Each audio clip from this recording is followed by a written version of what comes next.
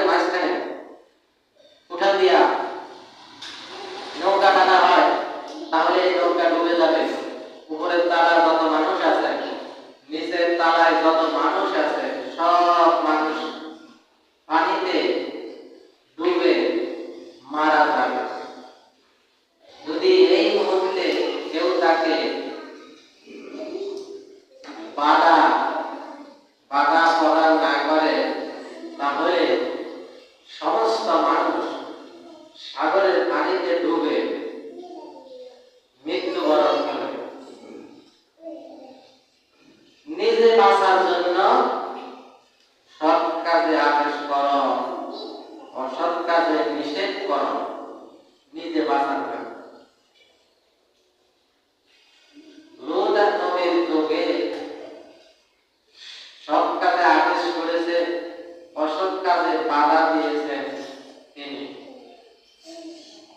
তখন অসৎ কাজ ছেড়ে না দেওয়ার কারণে আল্লাহ তাআলা তাদেরকে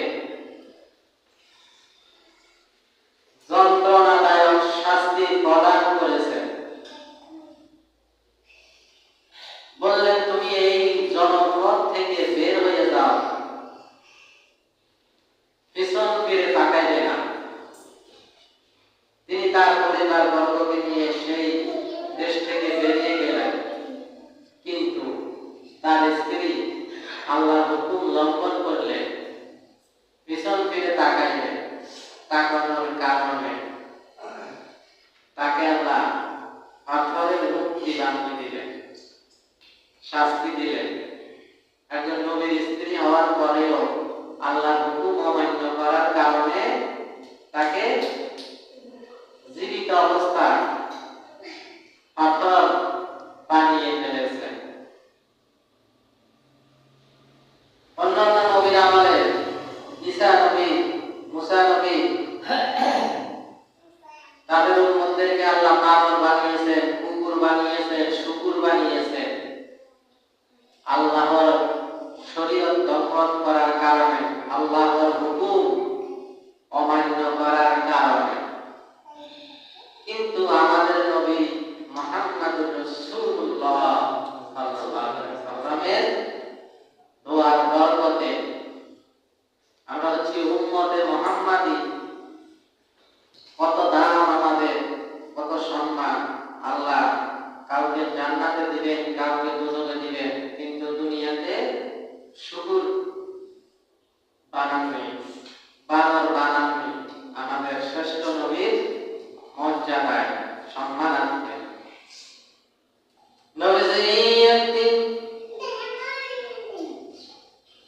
প্রতিদিন নবীজি কোরআন তেলাওয়াত করে, প্রতিদিন নবীর উপরে কোরআন নাযিল হয়। একদিন নবীজি তার সাহাবী ইবনে মাসউদকে বললেন, তুমি কোরআন তেলাওয়াত করে আমাকে শোনাও। সাহাবী বললেন, ইয়া রাসূলুল্লাহ, আপনি হচ্ছেন আল্লাহর রাসূল, আপনি হচ্ছেন আল্লাহর হাবিব, আপনি আমাকে কোরআন তেলাওয়াতের কথা বলেন। আপনার চাইতে সুন্দর কোরআন তেলাওয়াত পৃথিবীতে আর কার আছে?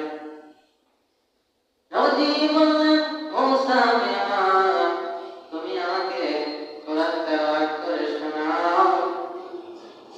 আমাদের সাহাবী সূরা আলে ইমরান তেলাওয়াত করা শুরু করলেন। তেলাওয়াত করতে করতে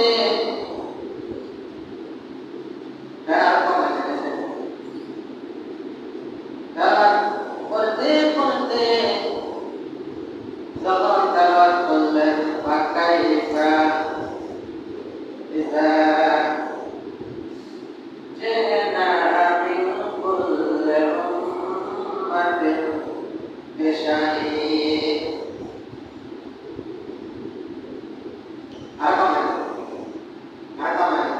বাস্তবিক করে সব ক্যান্সার হয়েছে।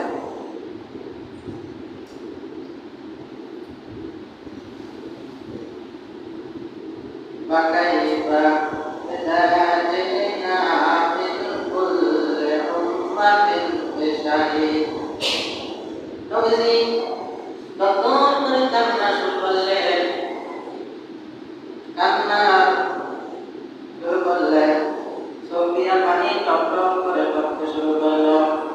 গাড়ি মোবারক কেঁদে চোখের পানি পড়ে। ও নবীজি আপনি কেন কান্না করেন? বললেন এই আয়াতে শোনার পরে আমি আমার চোখের পানি ধরে রাখতে পারলাম না। কারণ হচ্ছে এই আয়াতের মধ্যে বলা হয়েছে কিয়ামতের দিন সমস্ত নবীদেরকে আল্লাহ তাআলা ডাকবেন, বলবেন তুমি উম্মতের সাক্ষী প্রদান করো তারা কি কি মন্দ কাজ করেছে, কি কি নেক কাজ করেছে, সাক্ষী প্রদান করো। আমাকে আমার উম্মতে মুহাম্মাদীকে উম্মতের সাক্ষী দেওয়ার জন্য ডাকা হবে। মুহাম্মদ সাল্লাল্লাহু আলাইহি সাল্লাম তোমার উম্মতের সাক্ষী প্রদান করো, তারা মন্দ কাজ করেছে, নেকির কাজ করেছে, এগুলা সাক্ষী দাও। ওই দিন কি অবস্থা হবে? এই জন্য আমার চোখের পানি এসে গেছে। আল্লাহ তাআলা বলেন কুল্লু নাফসিন যায়িকাতুল মাউত। বিচরণশীল যত মানুষ আছে, প্রাণী আছে, সমস্ত জীবের মৃত্যুর স্বাদ গ্রহণ করতে হবে। সমস্ত জীব মৃত্যু বরণ করবে। وإنما توفون أجوركم يوم القيامة فمن زحزح عن النار وأدخل الجنة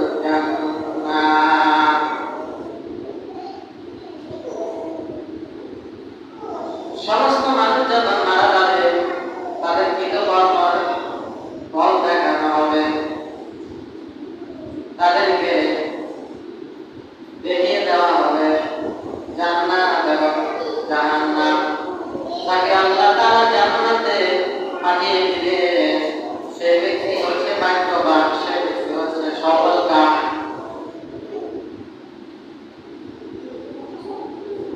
আলিন্নার যাকে জাহান্নাম থেকে বের করে জাহান্নাম থেকে দূরে রাখা হবে, জান্নাতে পাঠানো হবে, সেই হবে সফলকাম।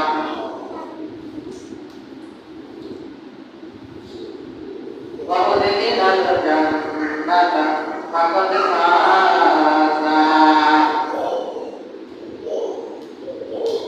وما الحياة الدنيا إلا متاع الغرور। দুনিয়া হচ্ছে ভোগের সামগ্রী, দুনিয়া হচ্ছে পোকামাকড়ের কৌতুক, দুনিয়া হচ্ছে তামাশা, লোভ লালসা, দুনিয়া হচ্ছে প্রতারণার জায়গা। এটা হচ্ছে হায়াত দুনিয়া। হায়াতের জিন্দেগিতে মাঝ অর্থাৎ সবকিছু ধ্বংস হয়ে যাবে, কিন্তু এখন থাকবে জুল জালালি ওয়াল ইকরাম, সম্মানিত তোমাদের আল্লাহ, আর সবকিছু নিঃশেষ হয়ে যাবে, সবকিছু নিঃশেষ হয়ে যাবে।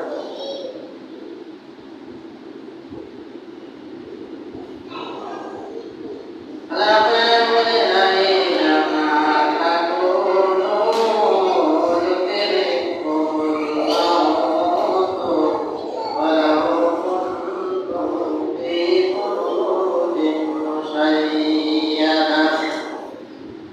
গুহার ভিতরে যদি তুমি প্রবেশ করো,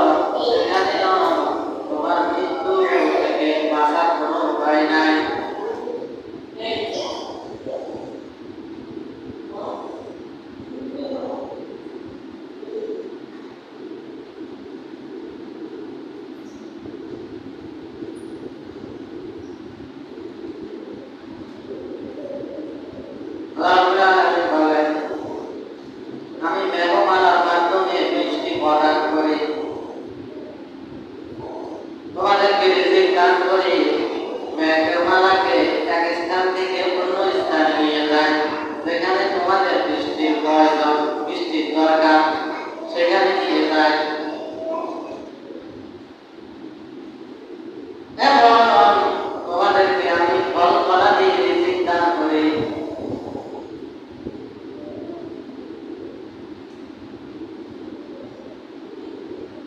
পানি বর্ষণ করি, তোমাদের ক্ষমতা নাই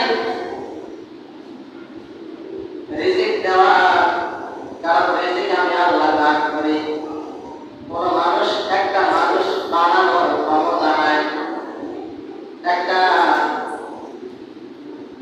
খাদ্য বানানোর ক্ষমতা নাই। আল্লাহ তাআলা খাদ্য উৎপাদন করে মাটি থেকে, একই মাটি থেকে তিনি শস্য উৎপাদন করে, খেজুর, আঙ্গুর, বেদানা, পেঁয়াজ, রসুন, আদা, মশলা, ডাউল, আপেল, কমলা, বেদানা, নারিকেল, মধু, কুমড়া, এভাবে অসংখ্য রকমের ফল ফলাদি রিজিক মানুষকে দান করেন। কিন্তু কোনো মানুষের ক্ষমতা নাই, একটা মানুষ বানানোর ক্ষমতা নাই, একটা জাম্বুরা বানানোর ক্ষমতা নাই, একটা মাছি বানানোর ক্ষমতা নাই। মানুষ তুমি অহংকার করতে পারো না, কারণ তোমাকে আমি আমার সেই দিকে নিয়ে যাবো যেখানে তুমি ছিলে। তোমার অস্তিত্ব ছিল না, তুমি আবার সেই অস্তিত্বহীন জায়গাতে তোমাকে ফিরিয়ে নেওয়া হবে। আমরা মানুষ যখন ইন্তেকাল করে, মানুষ যখন ইন্তেকাল করে, তখন মাটি দেওয়ার সময় মানুষ বলে মিনহা খালাকনাকুম ওয়া ফীহা নুঈদুকুম ওয়া মিনহা নুখরিজুকুম তারাতান উখরা। তোমাকে সৃষ্টি করা হয়েছে মাটি দিয়ে, মাটিতে তোমাকে ফিরিয়ে নিয়ে আসবো। মাটির ভিতর থেকে আবার মাটির ভিতর থেকে আবার আমি তোমাদেরকে জীবিত বের করে নিয়ে আসবো। জনপদ পৃথিবী থেকে, জনপদ থেকে এমন কোন মাখলুক নাই যে বের হওয়ার সময় আমি আল্লাহ জানি না। জনপদ থেকে কি বের হয়, তারা জনমের ভিতরে প্রবেশ করে। আসমান থেকে জমিনে কি নেমে আসে, জমিন থেকে আসমানে কি উঠতেছে, সবকিছু আমি আল্লাহ দেখতেছি। আমি তোমাদের সঙ্গে আছি, সাথে আছি, আমি তোমাদেরকে দেখতেছি। তোমরা যেই কর্ম করো আমি আল্লাহ সব কিছু দেখি। আমি তোমাদের সাথে আছি।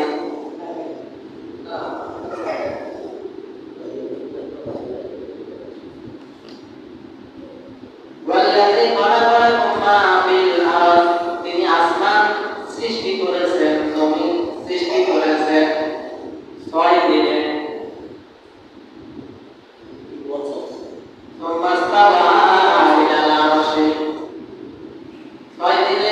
জমিন, আসমান, পৃথিবী সৃষ্টি করার পরে তিনি আরশে আজিমে সমাসীন হয়েছেন, একটা চেয়ার বানিয়ে সেখানে বসেছেন।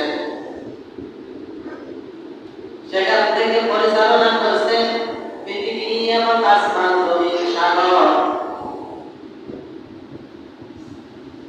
এমন কোন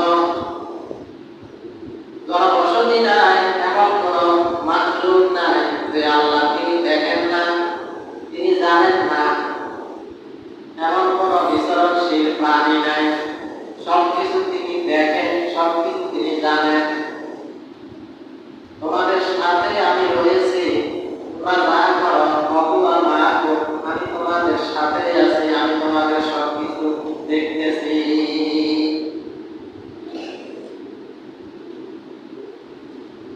আমি বাড়ি বর্ষণ করি মেঘমালার মাধ্যমে, আমি তোমাদেরকে রিজিক প্রদান করি। সুতরাং তোমরা আমার ইবাদতের সাথে শরীক করিও না। তোমাদেরকে আমি বানিয়েছি, সৃষ্টি করেছি, তোমাদের কোনো অস্তিত্ব ছিল না, তোমাদের কোনো